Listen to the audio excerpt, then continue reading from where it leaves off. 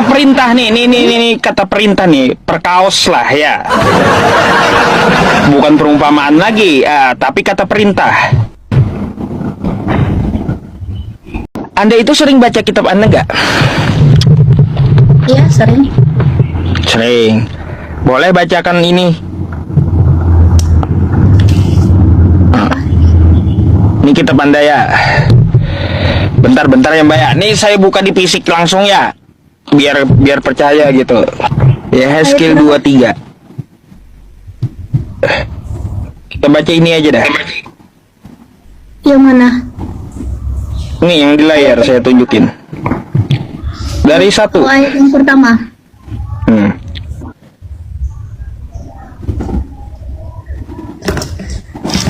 Datanglah firman Tuhan kepadaku, hai anak manusia, ada 2 perempuan anak dari satu ibu, mereka melacur di Mesir, mereka melacur pada masa mudanya di sana, buah daging diremas-remas dan dadap keperawanannya dipegul-pegul. Namun yang tertua Oholah dan nama adiknya Oholiba, mereka milikku, mereka melahirkan anak-anak lelakiku dan perempuan, mengenai nama mereka Oholiba ialah. Iya. Nah, pertanyaan saya ya, apakah ini adalah kitab suci firman Tuhan menurut Anda? Nah, itu ya, itu cuman perumpamaan. Nah, di Perumpamaan. Iya. Keseluruhannya itu. Baik. Kalau yang ini, jadi Tuhan itu memakai perumpamaan dia bersaudara Ohala dan Oholiba untuk menggambarkan ketidaksetiaan Samaria dan Yerusalem terhadap perjanjiannya. Itu perumpamaan. Oke. Kalau ini perumpamaan juga atau kayak gimana? Coba Anda baca. Nih. Coba bacain.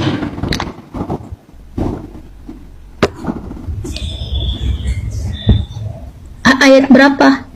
Hakim 19:24. Tuh di layar saya tampilkan tuh.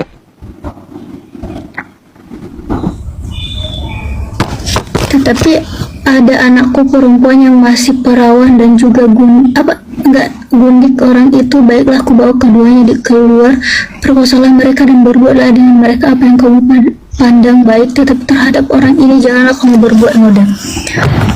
Apa pula tuh? Ini kata perintah nih, kata perintah nih, perkaos lah ya. Bukan perumpamaan lagi, tapi kata perintah.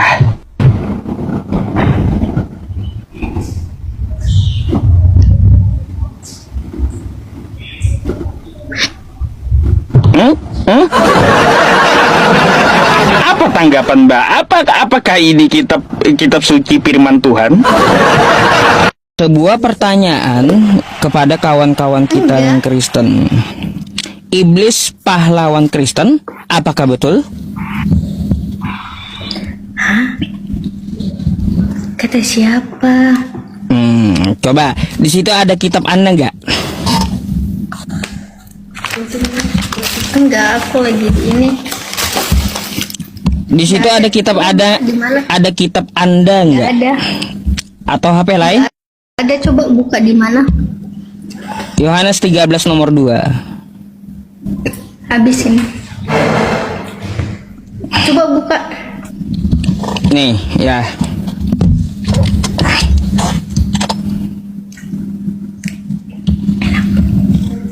Nih.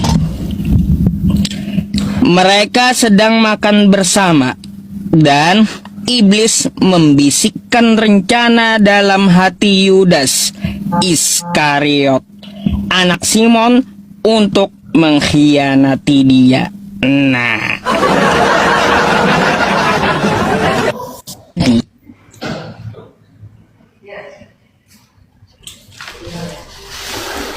ini Muslim. Iya.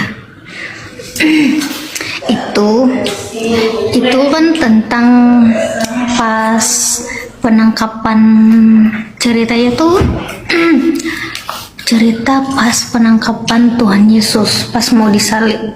Ya, aku tahu cerita itu. Kenapa?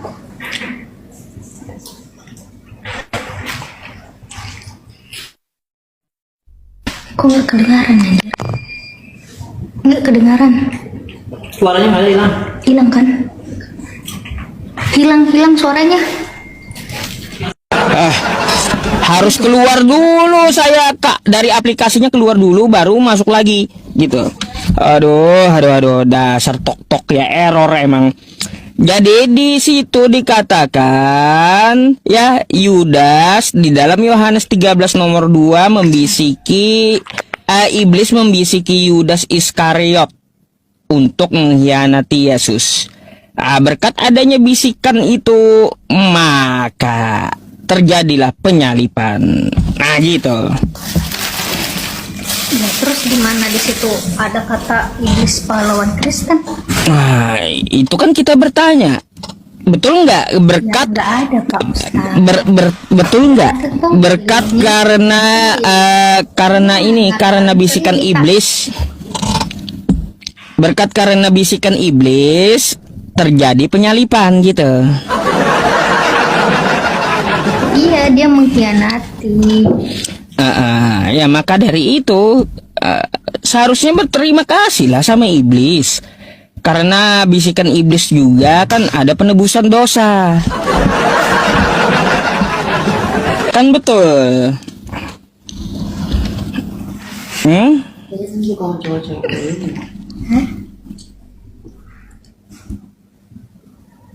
Nah, ada tanggapan? Ya itu kan di situ nggak ada dalilnya ya. Masa iya iblis kalah Loh, Ustaz? iya Kalau memang nggak ada kita dalil, itu berarti Pak Ustadznya artikan sendiri, nggak boleh kayak gitu. Gini. Ada tolerannya. Gini ya, saya itu bukan mengartikan macam-macam, kan kayak gitu. Hah? Percuma jadi Ustadz, gak ada toleran.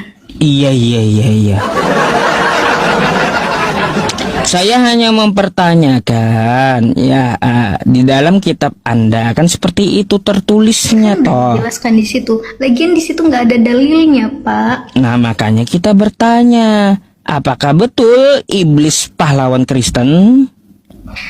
Nggak ada yang bilang pahlawan kami. Kalau misalkan dia pahlawan kami, itu akan ada dalil di dalam. Nggak ada. Sama seperti yang Baik, kalau dikatakan gitu saya balik orang tanya itu lagi. cerita. Kalaunya tidak ada iblis, Kitab orang baik. nggak boleh. Gini. Andai kata aku ngarang-ngarang kitab kalian, Mbak. perasaan. Mbak, sekarang saya balik tanya lagi. Andai tidak ada bisikan iblis, terjadi nggak penyalipan? Ya itu terjadi. Kenapa? Karena emang udah dari sananya, udah dibahas sebelum kitab yang kami ada 2 perjanjian lama dan perjanjian baru, dan perjanjian lama itu sebelum itu udah dibahas juga tentang mengenai penyaliban. Jadi banyak cara Tuhan untuk melakukan proses itu. Sebenarnya nggak mesti kayak gitu juga kalau diartikan bahasa lainnya. Kalau kan bapaknya kan artikan karena ada bisikan gitu, ya udah aku artikan balik kayak gitu. Berarti nggak ada bantahannya juga, nubuatannya di mana itu? Ya iya, gimana ya mau bantah orang dalilnya aja kagak ada. Iya. Makanya saya pertanyakan, kalau tidak dibisiki oleh iblis, apakah penyalipan terjadi? Kata Anda tetap terjadi. Lalu gimana? Gimana prosesnya gitu? Apakah sudah tertulis di kitab-kitab terdahulu? Ya intinya nggak ada dalil, nggak usah ngarang cerita gitu aja dah. Iya, saya hanya bertanya, kan boleh gitu.